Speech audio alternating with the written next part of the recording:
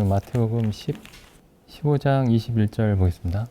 예수께서 거기서 나가사 두로와 시돈 지방으로 들어가시니 가나안 여자 하나가 그 지경에서 나와서 소리질러 가로되 주 다윗의 자손이여 나를 불쌍히 여기소서 내 딸이 흉악히 귀신 들렸나이다 하되 예수는 한 말씀도 대답지 아니하시니 제자들이 와서 청하여 말하되 그 여자가 우리 뒤에서 소리를 지르오니 보내소서. 예수께서 대답하여 가라사대 나는 이스라엘 집에 잃어버린 양 외에는 다른 데로 보내심을 받지 아니하였노라 하신대 여자가 와서 예수께 절하며 가로되 주여 저를 도우소서. 대답하여 가라사대 자녀의 떡을 취하여 개들에게 던짐이 마땅치 아니하니라. 여자가 가로되 주여 올소이다마는 개들도 제 주인의 상에서 떨어지는 부스러기를 먹나이다. 이에 예수께서 대답하여 가라사대 여자야 내 믿음이 크도다. 내 소원대로 되리라 하시니 그 시로부터 그의 딸이 나으니라. 두로와 시돈 지방이면 이제 그러니까 이스라엘 바뀌죠. 이스라엘 바뀝니다. 두로와 시돈 지방으로 가셨는데 이제 거기서 가나안 여자 하나를 만났습니다. 가나안 여자. 가나안 사람이 성경에서의 지위가 굉장히 안 좋은 지위죠. 그 하나님이 이스라엘 백성에게 가나안 땅을 주시면서 가나안 족속들을 남김없이 다 진멸하라고 말씀하신 그 땅입니다. 가나안이. 이 가나안 여자가 소리 질렀습니다. 그 지경에서 나와서 소리 질러 가로되 주 다윗의 자손이여 나를 불쌍히 여기소서 내 딸이 흉악히 귀신 들렸나이다. 그러니까 딸을 위해서 기도한 거죠. 딸이 이제 귀신 들렸습니다.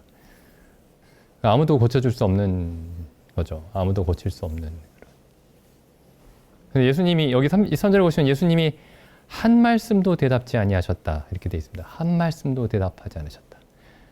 예수님이 전혀 이제 대답을 하지 않으시니까 제자들이 와서 우리를 좀 보내서 저 여인의 딸을 고쳐주게 해주십시오. 이렇게 제자들이 이제 얘기를 하죠. 그러니까 예수님이 나는 이스라엘 집에 잃어버린 양 외에는 다른 데로 보내심을 받지 아니하였노라. 두 번째 거절하신 거죠. 두 번째. 그러니까 이 여자가 이제 왔습니다. 여자가 와서 예수께 절하며 가로되 주여 저를 도우소서. 그 26절에 예수님이 또 이렇게 말씀하세요. 대답하여 가라사대 자녀의 떡을 취하여 개들에게 던짐이 마땅치 아니하니라. 세 번째 거절하셨습니다. 이 정도 거절 당했으면 그만둬야 되는데 여자가 이렇게 얘기하죠. 여자가 가로되 주여 올소이다마는 개들도 제 주인의 상에서 떨어지는 부스러기를 먹나이다. 여기 이 가나안 여자가 사실 이제 이 성경에 나와 있는 예수님을 만난 사람들이 뭐 어떤 형태로든 이제 우리를 보여줍니다. 우리를. 그러니까 뭐 옛날에 이런 일이 있었다더라, 뭐 이런 사람이 있었다더라, 이런 사람이 있었는데 예수님을 이렇게 만났다더라. 단순히 이제 그런 얘기를 기록하고 있는 게 아니고 우리도 항상 어떤 형태로든 이 가나안 여인과 같은 이제 처지에 있죠. 그래서 성경에 어떤 인물들이 나오면은 그 인물들이 나올 때마다 사실 우리가 보여야 됩니다. 우리가. 이 사건에서 이제 우리가 이제 그 생각해 볼 만한 내용이 굉장히 많이 있는데 일단 이제 이 가나안 여인이 이제 예수님께 기도를 한 거죠.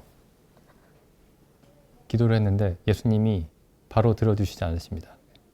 거절하시죠. 그것도 아주 분명하게 거절하십니다. 아주 분명하게. 그런데 여기서 또 한 가지 볼 수 있는 사실이 이 여인이 예수님의 거절에도 불구하고 계속 청합니다. 근데 예수님이 이제 그 기도에 대해서 가르치실 때 이런 내용을 이제 가르치신 적이 있죠. 여기 이제 누가복음에 보시면 이제 그런 내용이 있죠. 누가복음에 가보시면은 11장에 보시면 이제 예수님이 그러니까 우리가 흔히 알고 있는 주기도문이라는 걸 가르치시죠. 이렇게 기도하라 하시면서.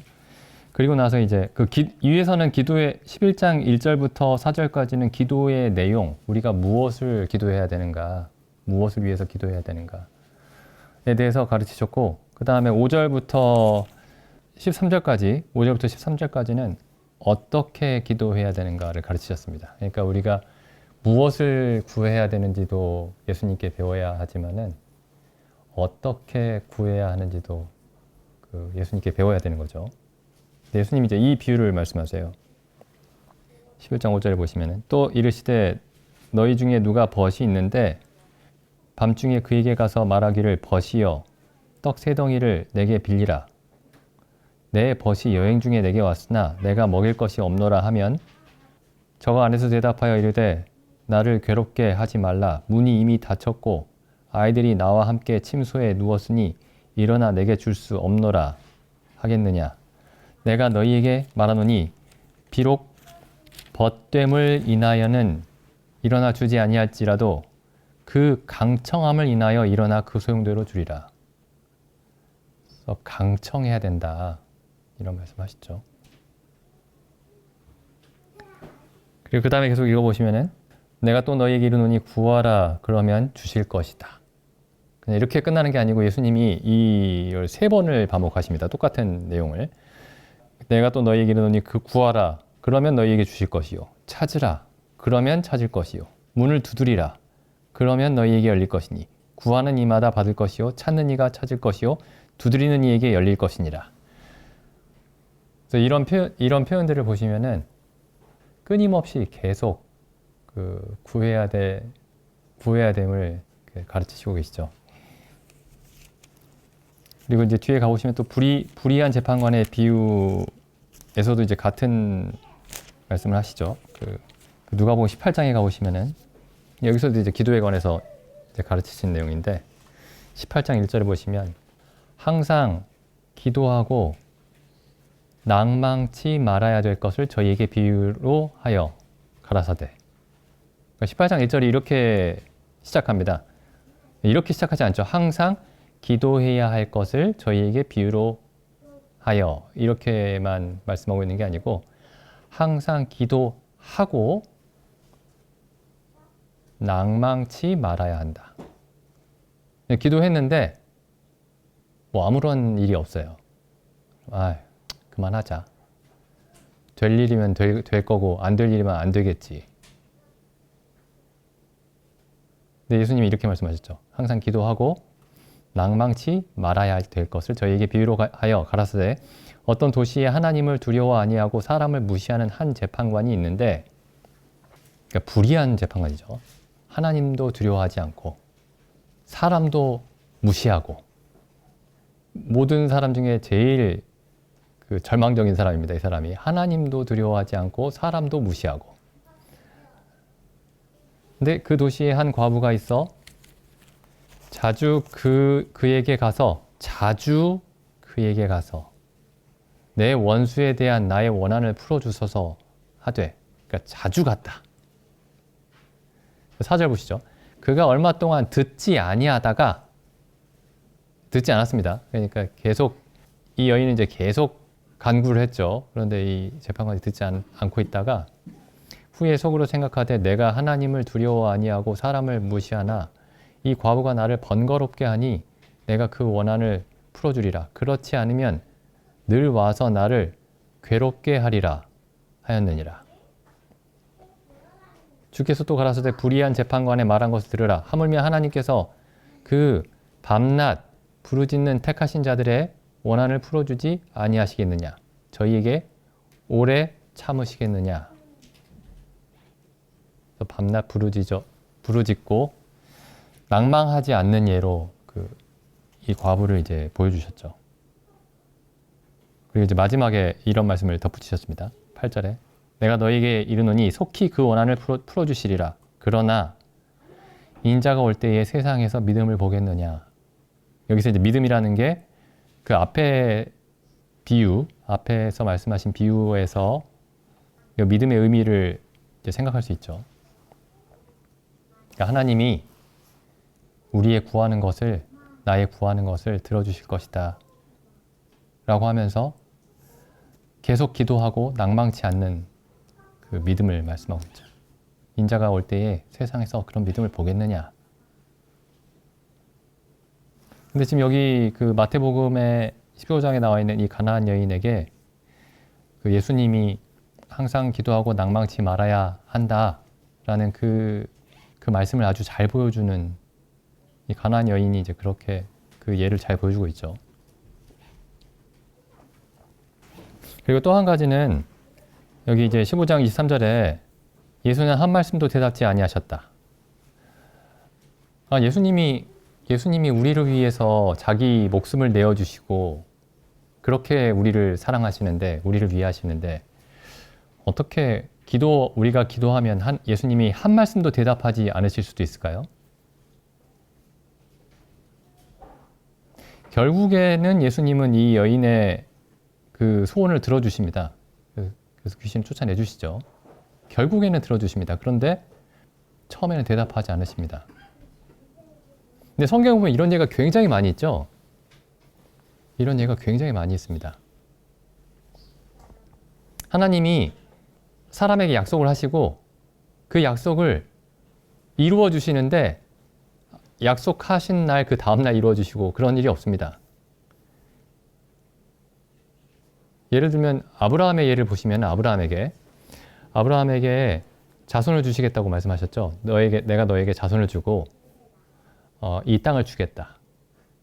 근데 처음 약속하신 때가 아브라함이 몇 세 때냐면은 창세기 12장에 가보시면은 12장 2절 보시죠. 내가 너로 큰 민족을 이루고 내게 복을 주어 내 이름을 창대케 하리니 너는 복의 근원이 될지라. 그러니까 내가 너에게 큰 민족을 이루고 너를 창대케 할 것이다. 그러면 여기 조건이 뭐죠? 아들이라도 하나 있어야 되는 거죠. 아들이라도 하나 있어야 되는 거죠. 근데 이때 지금 아브라함이 75세 때입니다. 4절에 보면 이렇게 돼 있죠. 이 아브라함이 여호와의 말씀을 쫓아갔고 롯도 그와 함께 갔으며 아브라함이 하란을 떠날 때에 그 나이 75세였더라. 근데 잘 아시듯이 하나님이 아브라함에게 언제 이삭을 주시냐면은 처음에 이스마엘을 주셨죠. 이스마엘을 주셨는데 하나님이 이스마엘에 관해서 말씀하실 때 그 이스마엘은 너의 후손이 아니다. 너의 후사가 아니다. 너의 상속자가 아니다. 이렇게 말씀하시죠. 내가 약속한 아들이 아니다. 내가 약속한 아들은 사라를 통해서 줄 것이다. 그래서 결국에 지금 여기 하나님이 이 처음 아브라함에게 하신 12장 3절의 약속이 이루어지기 시작하는 지점이 어디냐면은 100세 때입니다. 그러니까 25년 뒤죠. 그러니까 이제 이게 아브라함이 그랬구나 이렇게 이제 생각하시지 마시고 내가 아브라함이었다고 한번 생각을 해보시면은 난 25년 동안 무슨 생각을 했을까? 나라면 25년 동안 무슨 생각을 할까? 나에게 분명히 큰 민족을 이루게 하시겠다고 하셨는데 아들 하나가 없는 거죠. 25년이나. 게다가 그래도 언젠가는 생기겠지. 이거 지금 내 주변의 환경과 진행되는 상황을 보니까 아들이 점점 생길 것 같다.가 아니고 점점 자식을 가질 수 있는 가능성이 점점 줄어들고 결국에는 이건 가질 수 없구나. 이렇게 생각하는 지점까지 갑니다. 그러니까 지금 상황이 하나님의 약속과 상황이 정반대 방향으로 갑니다. 마치 이 가나안 여인에게 예수님이 아주 명백하게 거절하신 것처럼 이 상황이 하나님의 약속과 정반대되는 방향으로, 반대되는 것처럼 보이는 방향으로 그렇게 가죠. 그리고 요셉도 보시면은 요셉에게도 하나님이 이제 꿈으로 말씀하셨죠. 너의 형들과 너희 부모가 너에게 절할 것이다. 엎드릴 것이다.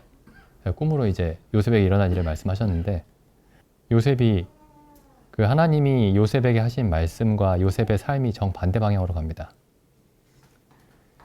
자기 형들이 자기에게 절하기는커녕 이제 애굽에 팔려가 버리죠. 애굽에 팔려갔다가 애굽에서 죄수가 됐다가 점점 그 하나님이 보여주신 꿈과 반대 방향으로 가죠.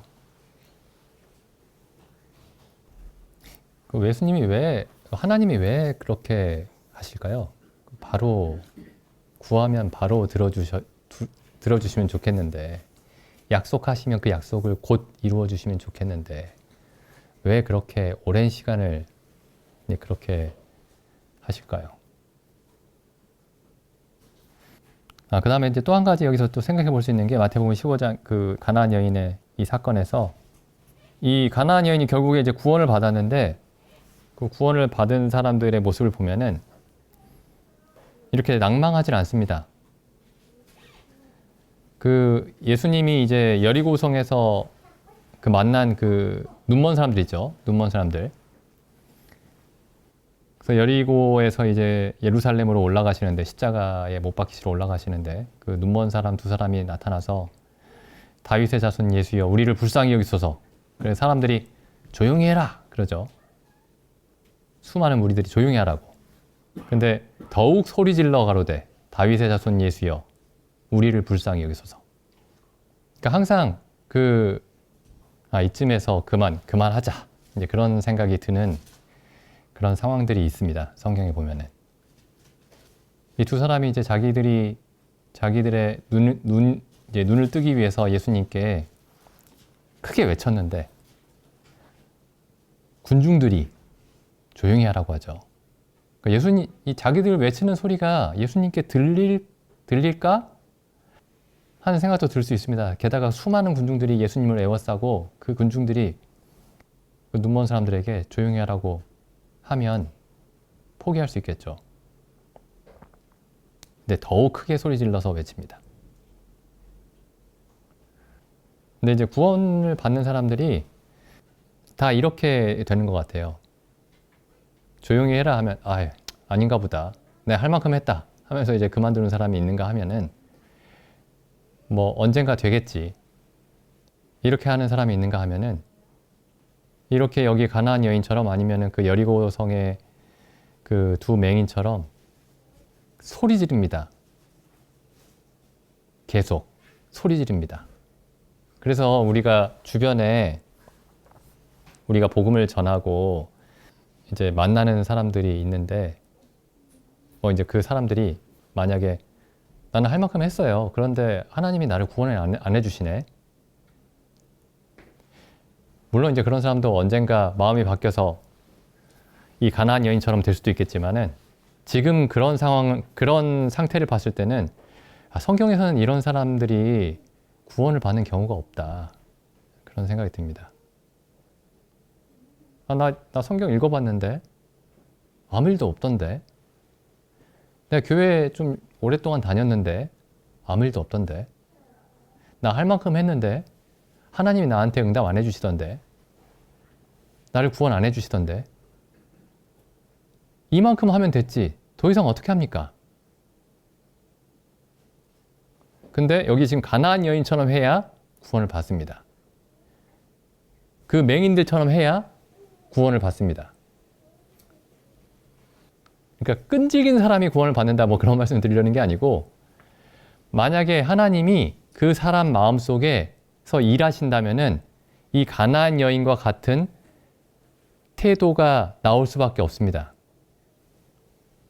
그래서 우리가 어떤 사람들에게 복음을 전하고 설명할 때, 어떤 사람들이 나는 성경을 읽어봤는데 무슨 하나님이 내 마음속에 말씀해 주시기는커녕 무슨 말인지 하나도 모르겠고, 네 그래도 좀 읽어봤는데 아무 일도 안 생긴다.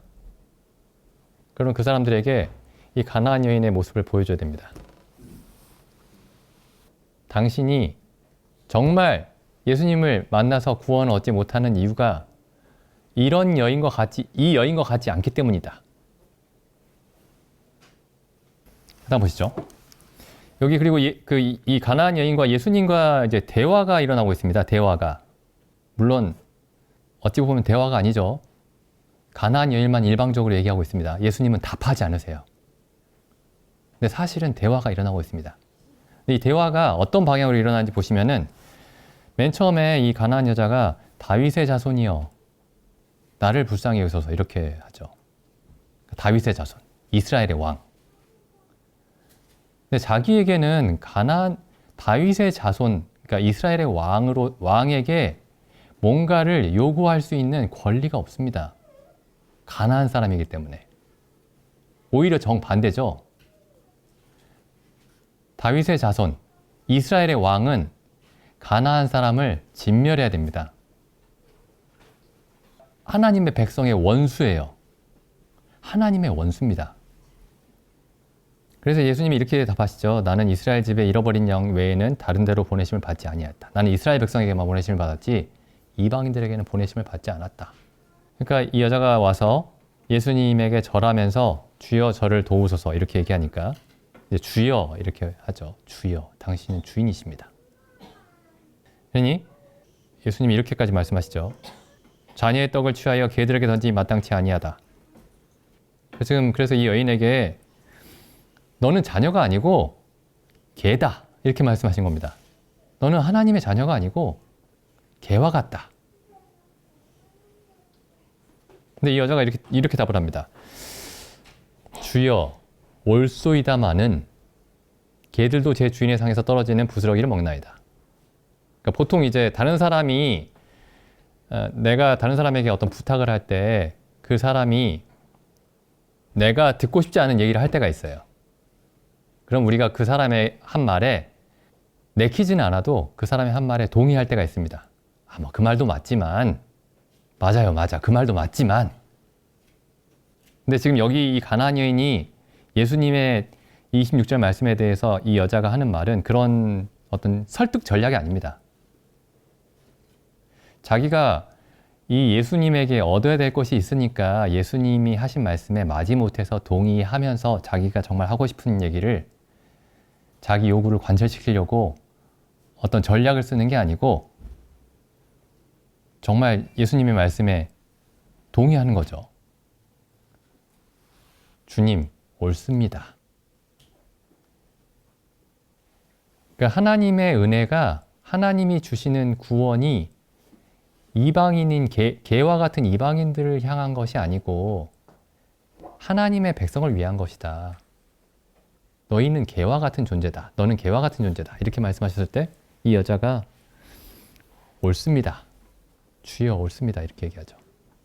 그러니까 예수님과 이 가나안 여자의 대화가 이 가나안 여자를 어디로 인도해 가고 있습니다. 어디로 인도해 가고 있냐면은 주님 옳습니다. 라고 말하는 곳으로 인도해 가고 있습니다. 예수님이 개라고 부르실 때 그 말이 옳습니다. 나는 아무런 가치가 없는 사람입니다. 라고 인정하는 자리까지 예수님이 이 여자를 인도하고 계시는 거죠. 그래서 우리가 이제 이 성경 읽을 때는 주여 옳소이다마는 이렇게 읽으면 안 되고 주여 옳소이다. 여기서 잠깐 끊어줘야 됩니다. 주여 옳소이다. 여기서 이 정말 예수님을 만납니다. 예수님이 은혜로우신 그 예수님을 만나는 순간이 언제냐면은 자녀의 떡을 개들에게 던짐이 마땅치 않다 라고 말씀하셨을 때 주님 옳습니다 라고 말할 때 이 여인이 예수님을 만납니다. 그래서 우리가 항상 예수님을 만날 수 있는 지점이 어디냐면은 주님 옳습니다 라고 말하는 지점입니다. 그러니까 예수님이 우리에게 야, 너 정말 대단하구나. 너 정말 의롭고 너 정말 성실하고 참 지혜롭고 능력이 있구나 라고 말할 때 주여 옳습니다 이렇게 하는 게 아니고 하나님이 주시는 그 어떤 것도 내가 받을 자격이 없다 라고 말씀하실 때 주여 옳소이다 라고 말할 때 우리가 예수님을 만날 수 있습니다. 이게 구원받을 때만 그런 게 아니고 우리가 항상 이 자리에서 예수님을 만납니다. 결국에 지금 예수님이 가나안 여인에게 하나님이 주시는 그 어떤 것도 너는 받을 자격이 없다 라고 말씀하시는 지점까지 이 가나안 여인을 이끄시는 거죠. 성경에서 신약에서 그 사도 바울의 서신에서 자주 나오는 표현으로 하자면은 우리가 예수님을 만나는 곳은 어디냐면은 십자가에 달려 있을 때입니다. 예수님과 함께 십자가에 달려 있을 때.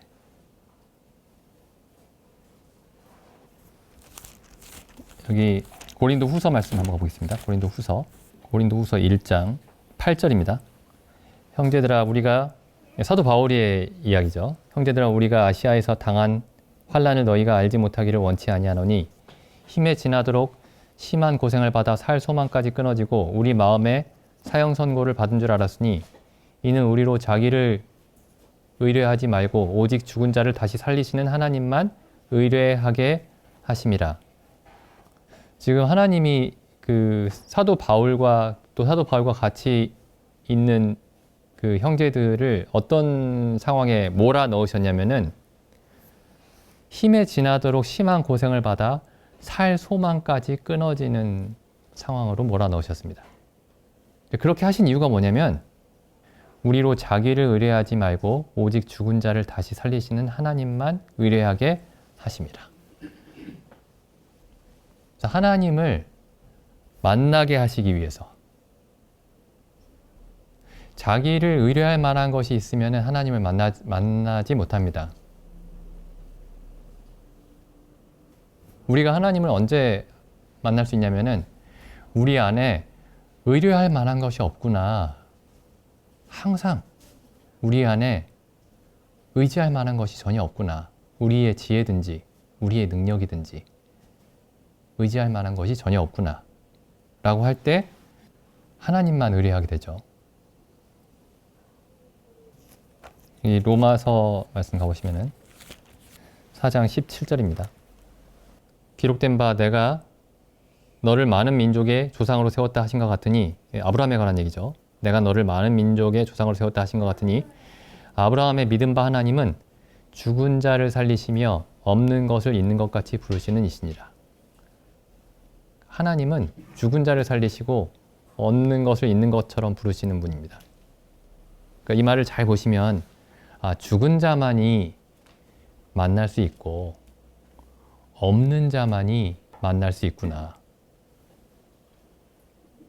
그래서 이 가나안 여인이 예수님이 이 가나안 여인에게 개들에게 자녀의 떡을 던짐이 마땅치 아니하다 라고 말씀하셨을 때 이 여인이 주여 올소이다 라고 말했던 그 자리가 가장 복된 자리였던 겁니다. 왜냐하면 거기서만 하나님을 만날 수 있기 때문에. 아브라함이 자기 몸에 죽은 것 같음과 자기 안에 자녀를 생산할 수 있는 능력이 없음을 알았을 때가 하나님을 만날 수 있는 유일한 그 조건이었습니다. 만약에 아브라함이 75세 때에 하나님이 75세 때, 76세 때에 자식을 주셨으면은 그래도 내가 육체에 힘이 있으니까 자녀가 생겼구나. 그랬을 거예요. 하나님을 만나지 못했을 겁니다. 그러면 이제 우리가 아브라함처럼 힘이 다 빠질 때까지 기다려야 되느냐? 그게 아니고 우리가 항상 이 아브라함과 같은 상태입니다. 사실은. 아브라함이 100세 때와 같은 상태예요. 모든 사람이 그렇습니다. 근데 우리가 사람들이 이제 자기에게 그래도 뭔가 있다라고 생각하는 게 다 스스로 속이는 거죠. 그래서 이 여인이 예수님이 가나안 사람이기 때문에 자기에게 안 된다고 말씀하시고 그 다음에 뭐 또 같은 얘기지만은 자녀가 아니라 개이기 때문에 하나님의 은혜를 줄 수 없다 이렇게 말씀하셨을 때 이제 우리가 항상 이제 그 질문을 이제 해봐야 됩니다. 내가 가나안 여인의 자리에 서 있는가? 우리가 항상 가나안 여인의 자리에 서 있는가? 근데 이제 이 여인이 이제 했던 말은 뭐냐면 내가 다윗의 자손에게 이스라엘 백성으로서 그 이스라엘의 왕의 그러니까 참 왕이죠. 이스라엘의 왕에게 은혜를 구할 자격이 없지만 그 주인의 상에서 떨어지는 부스러기만으로도 그 은혜만으로도 나에게는 넘치도록 풍성합니다. 이 가나안 여인의 얘기가 그 얘기죠. 그 상에서 떨어지는 부스럭이라도 충분합니다. 하나님의 은혜가 넘치도록 충분합니다. 십자가의 강도 얘기도 마찬가지죠. 제가 하나님께 그 어떠한 은혜도 받을 자격이 전혀 없지만 하나님의 인자하심에만, 그리스도의 인자하심에만 의지해서, 그러니까 자기 자신 안에는 이제 예수님께 제시할 것이 전혀 없으니까, 근데 예수님의 인자하심에만, 예수님의 자비하심에만 의지해서 이렇게 얘기하죠. 주여 당신의 나라에 임하실 때에 나를 생각해 주십시오. 성경에 나오는 유명한 사람들의 얘기를 항상 이렇게 곱씹어 봐야 됩니다. 이 십자가의 강도가, 제가 마지막에 예수님 알아봤어요. 다 예수님 몰라봤지만 저는 알아봤습니다. 그러니까 저 꼭 낙원에 데려가셔야 돼요. 그렇게 얘기한 게 아니었죠. 그 십자가의 강도는 자기 자신에 대해서는 내가 하나님께 이런 정죄를 받는 것이 마땅하지만, 그래서 내가 하나님 앞에 도저히 설 수 없는 자이지만 예수님의 그 자비하심에, 인자하심에 의지해서 예수여 당신의 나라 임하실 때에 나를 기억하소서. 예수님의 인자하심에만 의지했던 겁니다.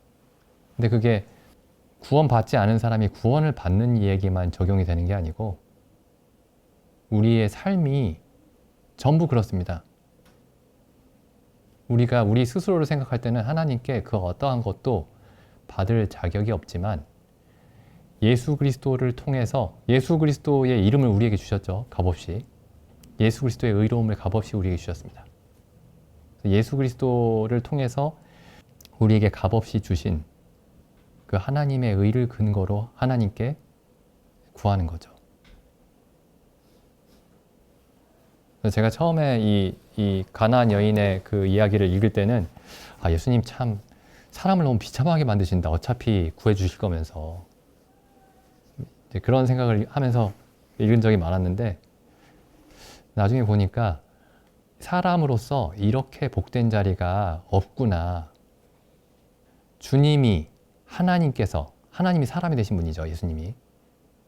말씀하실 때 주여 올소이다. 내가 너를 흙으로 지었다. 너는 흙이니 흙으로 돌아갈지어다. 하나님이 이제 아담에 그렇게 말씀하셨죠. 우리가 본래 하나님 앞에서 본래 어떠한 자인지를 말씀해 주실 때 주여 올소이다 라고 말하는 게 사람에게 이보다 큰 복은 없습니다. 우리가 가나안 여인의 입장에 항상 서서 신앙생활을 하고 있는지 돌아봤으면 좋겠습니다.